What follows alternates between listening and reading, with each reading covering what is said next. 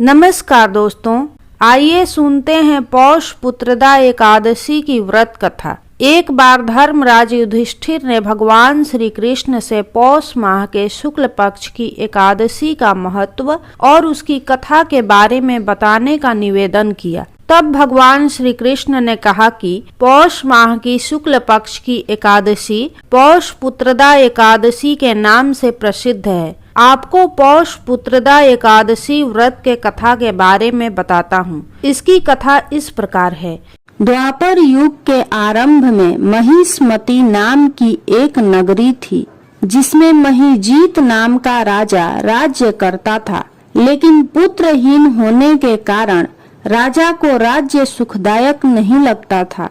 उसका मानना था कि जिसके संतान न हो उसके लिए यह लोक और परलोक दोनों ही दुखदायक होते हैं। पुत्र सुख की प्राप्ति के लिए राजा ने अनेक उपाय किए, परंतु राजा को पुत्र की प्राप्ति नहीं हुई। वृद्धावस्था आती देखकर राजा ने प्रजा के प्रतिनिधियों को बुलाया और कहा, हे प्रजाजनों, मेरे खजाने में अन्याय से उपार्जन किया हुआ धन नहीं है। न मैंने कभी देवताओं तथा ब्राह्मणों का धन छीना है। किसी दूसरे की धरोहर भी मैंने नहीं ली। प्रजा को पुत्र के समान पालता रहा। मैं अपराधियों को पुत्र तथा बांधवों की तरह दंड देता रहा। कभी किसी से घृणा नहीं की, सबको समान माना है। सज्जनों की सदा पूजा करता हूँ।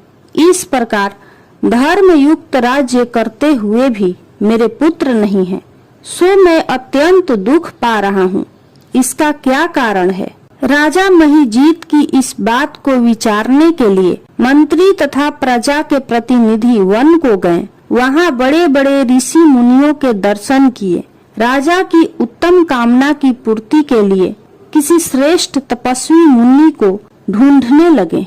एक आश्रम में उन्होंने एक अत्यंत वयोवृद्ध धर्म के ज्ञाता बड़े तपस्वी, परमात्मा में मन लगाए हुए, निराहार, जितेंद्रिय, जितात्मा, जीत क्रोध, सनातन धर्म के गूढ़ तत्वों को जानने वाले, समस्त शास्त्रों के ज्ञाता महात्मा लोमस मुनि को देखा।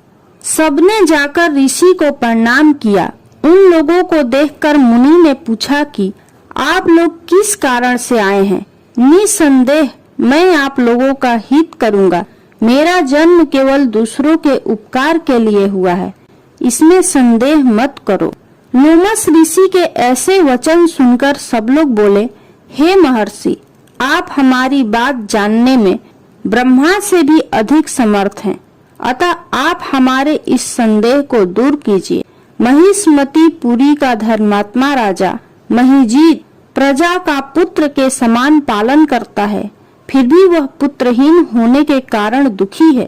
उन लोगों ने आगे कहा कि हम लोग उसकी प्रजा हैं, अतः उसके दुख से हम भी दुखी हैं। आपके दर्शन से हमें पूर्ण विश्वास है कि हमारा यह संकट अवश्य दूर हो जाएगा, क्योंकि महान पुरुषों के दर्शन मात्र से अनेक कष्ट दूर हो जाते हैं। अब आप कृपा करके राजा के पुत्र होने का उपाय बतलाएं।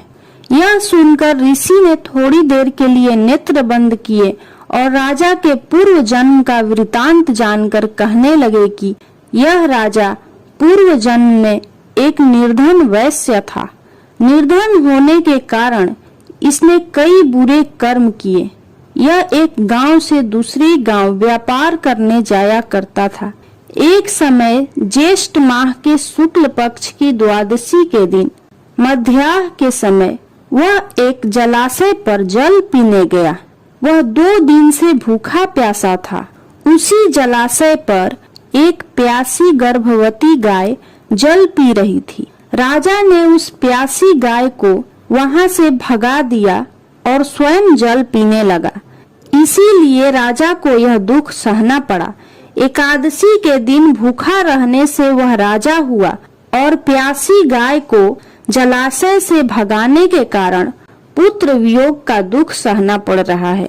ऐसा सुनकर सब लोग कहने लगे कि हे ऋषि, शास्त्रों में पापों का प्रायश्चित भी लिखा है, अतः जिस प्रकार राजा का यह पाप नष्ट हो जाए, आप ऐसा उपाय बताइए।